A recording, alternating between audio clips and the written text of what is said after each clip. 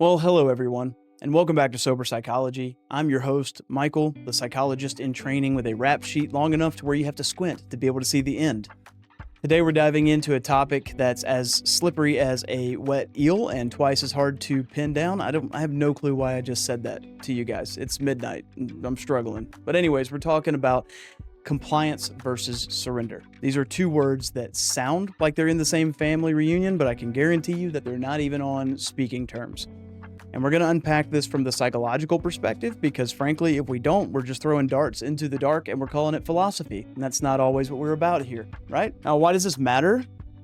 Because these two concepts, compliance versus surrender, play a role in how we navigate life's chaos. They show up in your relationships. They show up in your workplace. They show up in your inner monologue at 3 a.m. when you're questioning why you ate that entire sleeve of Oreos. No judgment, by the way. I've been there 2 nights ago. And nowhere do they clash more dramatically than in the realm of recovery and addiction. So buckle up. We're going deep. And I promise to sprinkle in some humor, maybe a little bit of humor, so you don't feel like you're sitting through a lecture hall snooze fest. But let's dive right in. Welcome to the show where we break down the mental health stigma, navigate sobriety with humor, and prove that it's okay to laugh while you heal. Let's get real, let's get honest, and maybe a little weird. Growth is messy, but you don't have to do it alone. This is Sober Psychology.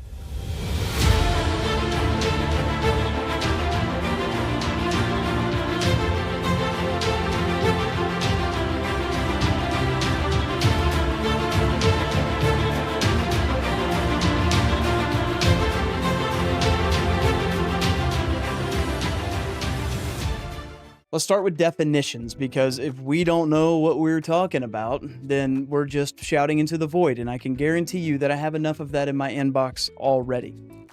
Compliance, in psychological terms, is about bending to external pressure. It's saying yes to something that you would rather say no to, or at least say maybe after coffee. It's the Milgram experiment on steroids. Does anybody please tell me you remember that one? That one's wild. That's the guy from Yale University in the 1960s, Stanley Milgram or whatever his name was, who was shocking people. Not literally, well, sort of literally, because an authority figure told these people to do it. All right?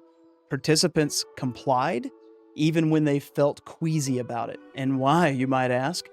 From social conditioning, fear of consequences, fear of disappointment, the desperate need to not rock the boat. Compliance is external. It's a mask that you wear to keep the world from poking you with a stick. We seemingly, as a society, deal a lot with that today.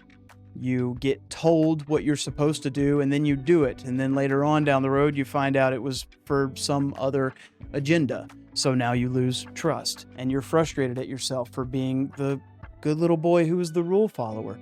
And that's a very frustrating spot to be in, but that's basically what compliance is. I'm not going to question anything. I'm just going to do it because you told me to do it, right? Surrender, on the other hand, is internal. It's not about giving up. It's about letting go. So think of it as the moment that you stop wrestling with the universe and you say, fine, you win. I'll stop pretending like I've got it all figured out. It's a voluntary release of control, not because someone's holding a gun to your head, but because you've realized that the gun was never loaded in the first place. Carl Jung might call it an encounter with the self, facing the shadow figure and deciding that it's not worth the fight. Surrender is active. It's paradoxical. And here's the kicker. I'll let you all know the secret. It's very liberating. Okay?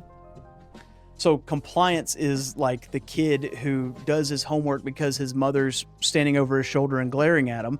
And surrender is the kid who does the homework because they actually want to learn something. It's the same action, but with a different soul. Now, we're going to be digging into this from the perspective, obviously, for me as a recovered alcoholic, this was huge. This was life-changing. And for me, coming into a program, I didn't want to be there. I entered into rehab out of a consequence. It was the only way for me to get out of jail. And I absolutely hated the fact that I was there. I'm a master manipulator. I'm pretty good at communicating with people. And so I had convinced myself that I was just going to BS my way. I was going to check every box that they wanted me to check. I was going to do exactly what they wanted me to do. Zero resistance.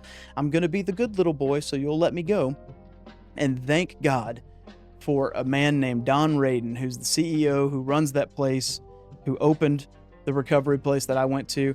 And after 2-3 weeks of me complying, I read the big book. I started going through the step work, and in order to progress in the step work, to graduate to the next step, if you will, which is ultimately your token, your key to be able to get out of that place unscathed, I guess. In my mind, I was saying, okay, I just got to get through it. I did exactly what they told me to do. There was no surrender in anything I did. It was just straight compliance. And over time, I had convinced myself in this 2-3 weeks, I convinced myself I got it. I got this in the bag. And I was giving my step 1 presentation, and Don was leaving to go back home. He turns around and starts walking down the hallway telling me that I am full of shit. And he's 100% correct. And I'm so grateful for that encounter. He did not force me into surrender, but he was the one that really put it into perspective for me that there is a big difference. You're not going to comply and get through a program that is seeking to give you the solution to your addiction, right?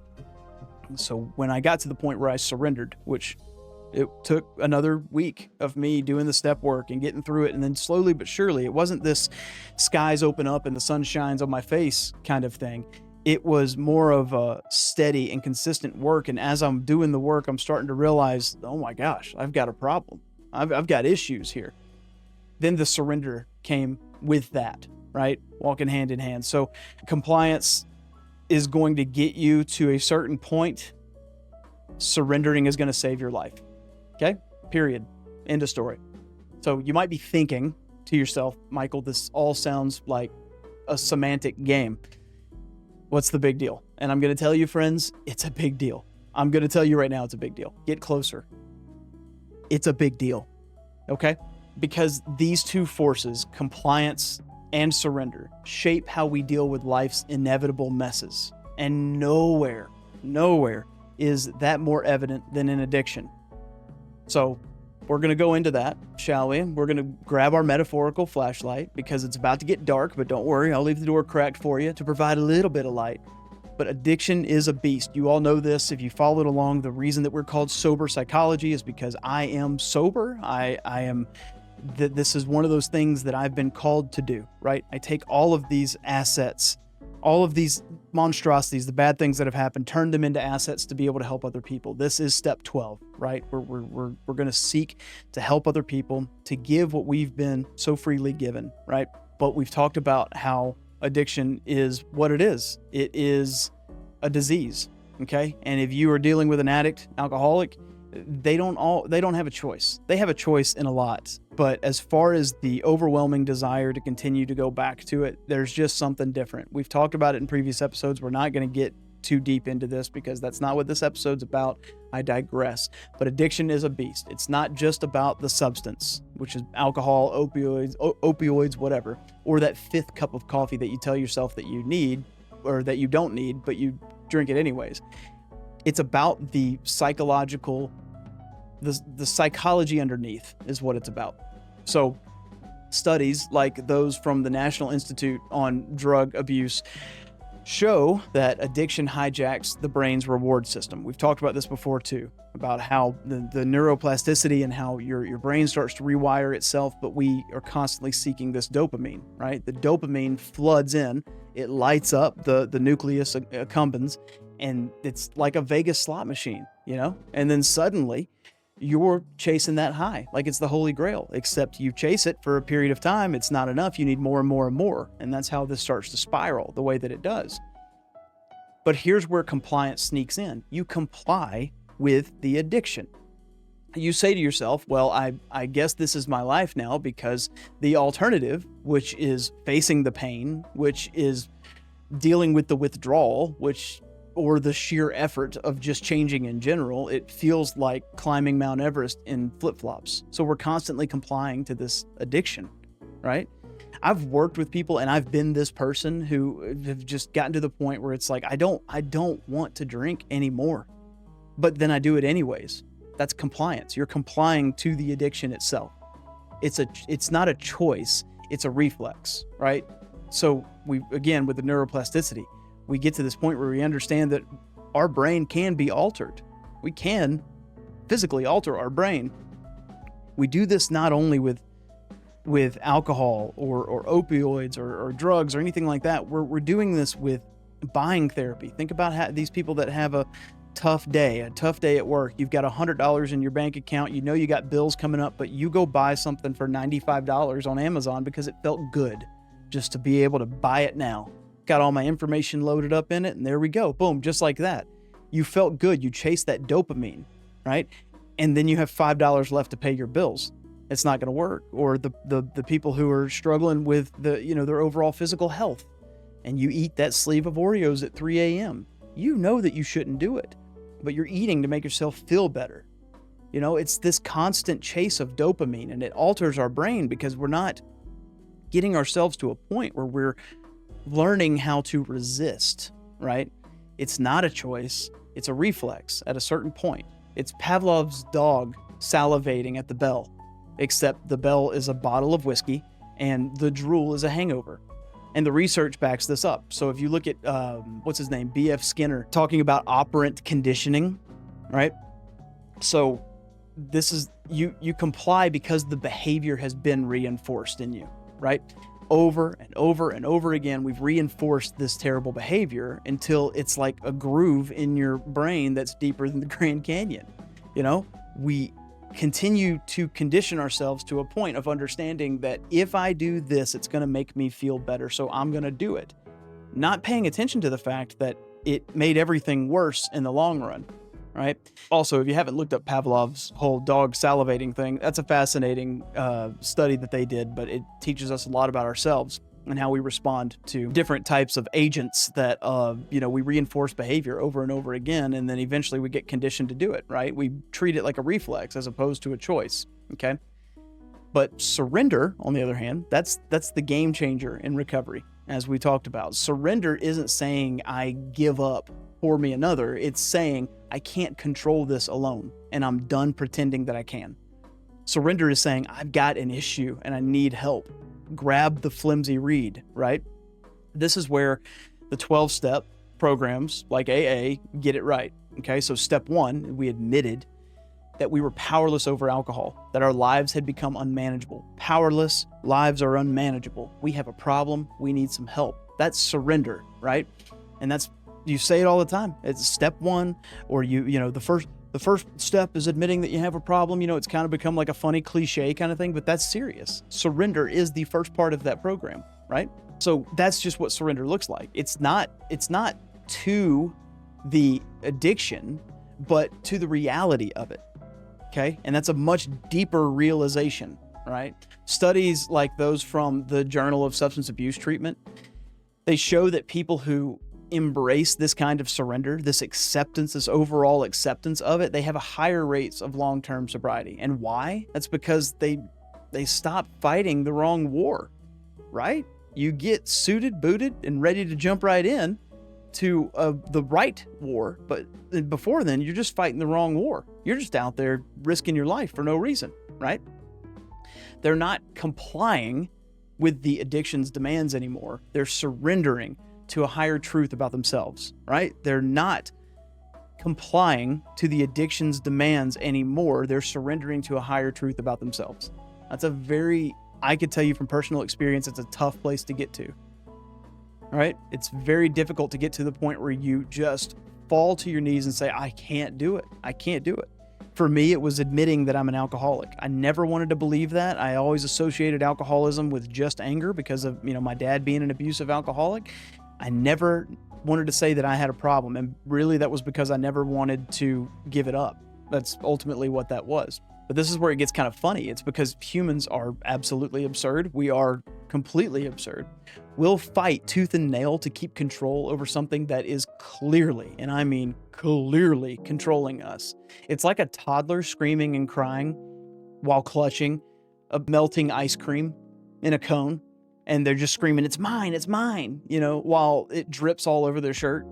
down their hands, down their arms or whatnot. Surrender just says, okay, kid, let it go. There's a napkin over here and we're going to have a better day ahead of us. Okay. Like surrender is just getting over the fact that you can't get past what you want, which is just that one little thing, right? Surrender is saying there's a bigger picture here, right? And that's tough.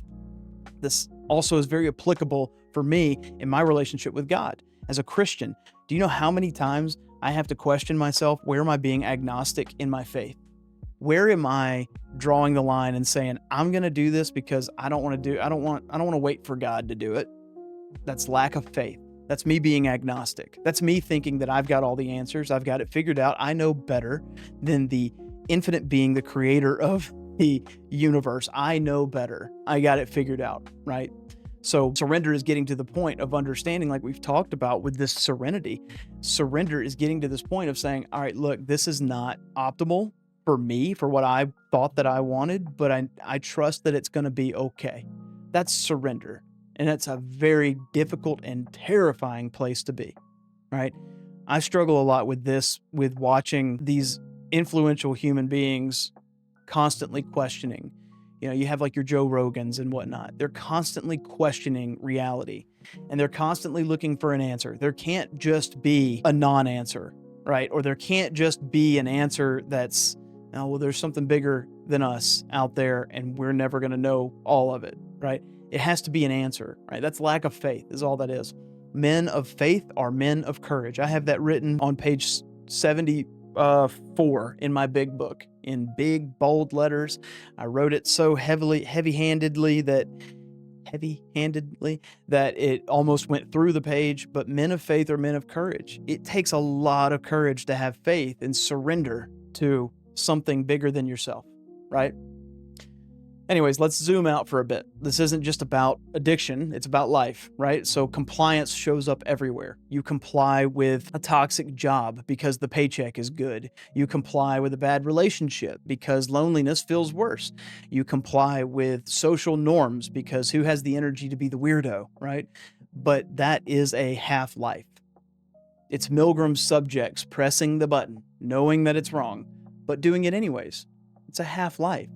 Surrender, though, that's pretty rare. It's the moment that you quit the job, not because you've got a safety net, but because you trust that you'll figure it out. It's leaving the relationship, not out of spite, but out of self-respect. It's Viktor Frankl in a concentration camp, finding meaning in suffering when compliance would have been much, much easier. His book, what is it? Man's Search for Meaning? Viktor Frankl. Man's Search for Meaning. That is an absolute masterclass, by the way, in surrender. Just to put yourself in that position, I just couldn't imagine. But it's a masterclass in surrender, not to despair, but to purpose, right? And that is just so absurd to me. It's so crazy that human beings that get to a point where they're able to surrender despite all odds, when that is definitely the scariest thing to do. It is unbelievably motivating, right? But here's the psychological meat of all of this. Surrender requires what we call ego death, okay? It's not the fun kind where you're dancing at a rave and you forget your name for an hour. It's the hard kind, the kind where you face your limitations and say, I'm not God. There is a God, I'm not it, right? Addiction recovery demands this. And you can't white knuckle your way out of it. That's compliance masquerading as strength. Surrender is the muscle. Okay? Trust me. Firsthand, right here, I can tell you, you cannot white knuckle yourself through recovery or life in general. Certain parts you can, but it's only going to get you so far. So anyways, I don't want to get too grim about all of this, but I promised you a little bit of humor, and I'm a man of my word, right? Man of my word, mostly. But picture this. Compliance is like that guy at the gym who's lifting weights and he can't handle the weights, obviously, but he's grunting like a freaking walrus just to impress the girl that is on the treadmill. Surrender is the guy who says, you know what? I need a rest day. My back's been hurting me. I'm going to go do yoga, and I'm not here to prove anything to anybody. So you tell me, out of the scenario of those two human beings, which one is more happier? I'm just going to let you guess on that one. Or you can even think about it as dogs, because dogs are like the best psychologists in a sense. A compliant dog is going to sit when you say sit, but only because they're terrified of the aftermath, whether it just be you're being stern, or they're also, dogs are very, if you have a well-trained animal, a companion type animal like that, they don't want to disappoint you. So a dog will sit because they don't want to disappoint you. Or they're terrified of the rolled up newspaper you have in your hand. If you're that kind of person, come talk to me. I got some words I need to say to you. But a surrendered dog, it sits because he trusts that you've got a treat coming, or he trusts that it's gonna be okay, right? We turned our will and our life over to the care of God. That's a powerful one for me too. And again, this was Don. This is also my sponsor, Nathan, who really instilled this in me too. We're not turning ourselves over to the command. We're not turning ourselves over to the dictatorship. We're turning ourselves over to the care of God. And Don did this in a big book where he was talking about we're kind of, in the situation with God, we're almost like puppies, or a dog in training. That dog only wants to be with the master. That dog only wants to be with the owner because I want to enjoy life with you, that kind of thing. But when that owner tells us to do something, the owner's doing it because I care. I want you to be within the confines. Same thing like when you're a parent and if you live in a place where you can let your kids go play out in the backyard, you naturally are going to set up boundaries for them, right? Like, hey, kids, play in the backyard. You don't go to the neighbor's house, and you do not go to the creek down there by the woods, okay? The woods that's your line. You don't go past that.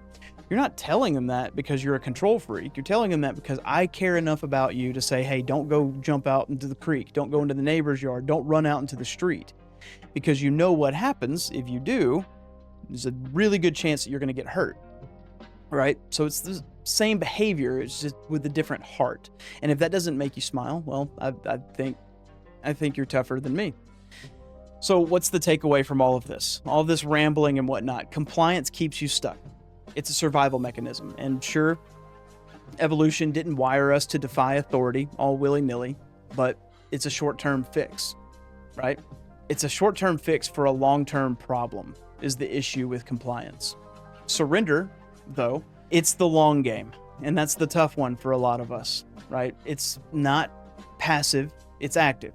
Surrender is an active choice, right? And you have to constantly go into it. It's not like you just choose to surrender one time and that's game. You're going to constantly try and take back your self-will. That's a very difficult thing to do, is surrender and stay in that posture, right? It's very active. Okay, it's not a weakness. I promise you that. It's not. It's a strength. And as someone who's experienced that firsthand, I can guarantee you that is the truth. And the data bears this out. So if you go look at all of the studies and things that I'm talking about, you'll see it. But you look at the mindfulness-based relapse prevention studies. It's a mouthful. Mindfulness-based relapse prevention studies. Acceptance, which is a cousin of surrender, reduces cravings more than willpower alone. Why is that, you might ask? Well, great, I've got an answer for you. It's because you're not wrestling the beast anymore. You're naming it and you're taming it. We've talked about this before too when it comes to emotions. When you start to name it and tame it, that's a huge psychological element to us being able to gain that emotional regulation, but then also with things like this. I'm very black and white in this. I don't believe that your willpower, if you're a genuine addict alcoholic, I don't think your willpower is going to get you anywhere. You can be mad, you can be frustrated, you can be down and out and have lost everything, but if you are relying solely on willpower to get you sober, you're going to be outrageously disappointed. And that disappointment will creep up on you very quickly. I promise you that, right? So this surrender aspect, surrendering to something greater than yourself, is huge. Not complying, not, I see this a lot with Christians too. It's terrifying. Like I go to church. I go to church on Wednesday nights, and I go to church twice on Sundays, Sunday morning service and Sunday evening service. And then I tithe, and then okay, great. Are you checking that off the list? Are you doing that because that's what you think that you're supposed to do? Which, don't get me wrong, yes, but are you doing that out of compliance or out of surrender?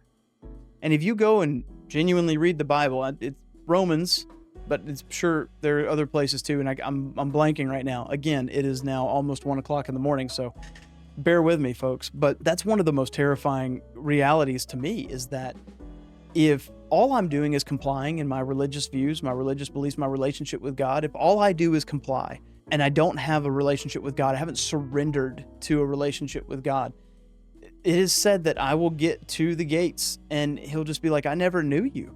I can't let you into heaven. I never knew you. You know, that's terrifying to me.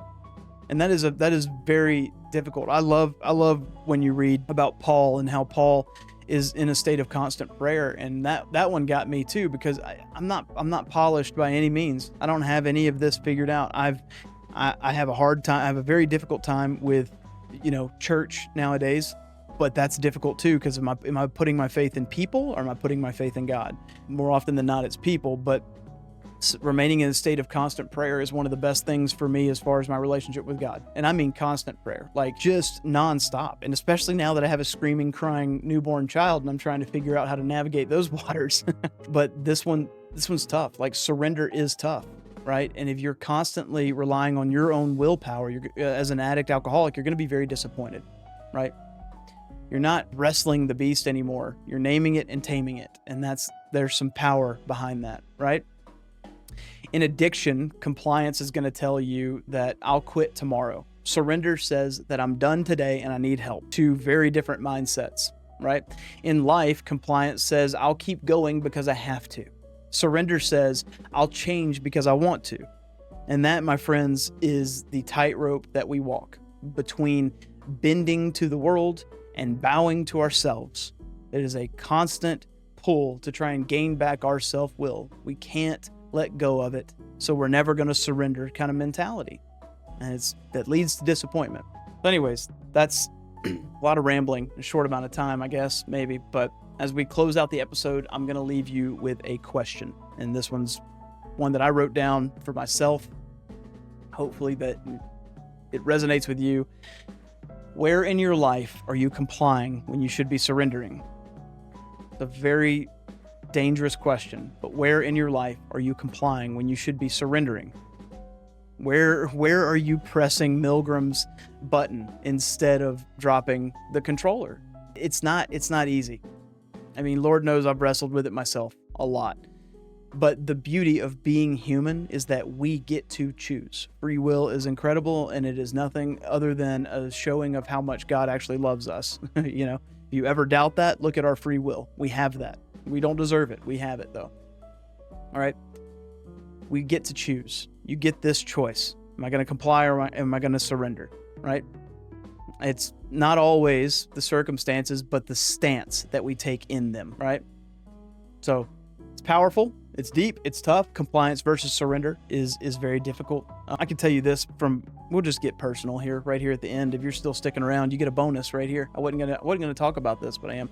But this happens a lot in my own marriage, right? My wife is very much a compliance-oriented human being. She is military. She is, it's very difficult for her to do anything that makes her super uncomfortable, or that she's not 100% certain is gonna somehow or another result in some level of success, right? Huge fear of failure. That has been cancerous for us, okay? And I'm telling you this not because I hate my wife, not because of anything like that. I'm not trying to spin it this negatively, but I'm telling you, for someone like me who is working very hard to step out into this scary world and make myself uncomfortable, and I still have a hard time not believing in myself and have a hard time with fear of failure. There are times where I find myself slipping into that same mentality in my marriage. And that's going to be, that's a death of a marriage, right? It takes courage to have faith in the fact of saying, okay, I'm going to do this. Like, am I lining up with my higher power? Okay, God, who do you want me to be? What do you want me to do in this situation? Give me the strength. Help me. We oftentimes are going to God and asking for God to make our load lighter as opposed to our backs stronger, right? But stepping out is crucial. Stepping out into a position where you are building the resistance. If we keep chasing the dopamine, if we keep doing what we know is just the easy thing to do, even though it's not the right thing to do, if we just listen and not question, it ends up getting us into a spot where we become empty shells of who we actually are. and everyone around you suffers for that. Okay? Period. That was it. So thanks for sticking around. Thanks for joining. If this resonated at all with you, or if you think that I'm just full of crap, drop a comment. Send a carrier pigeon. Whatever works for you. Like, thumbs up, share it, send it to a friend, whatever. But I appreciate you guys for sticking around as always. Thank you for continuing to go on this journey and wrestle with deep psychological elements and addiction and all of these things that encompass who I am, who I've been, what I've dealt with, what I struggle with. But I love you guys. Thank you all for sticking around. Keep your head up. Keep your heart open and go surrender. Just surrender. Love you guys.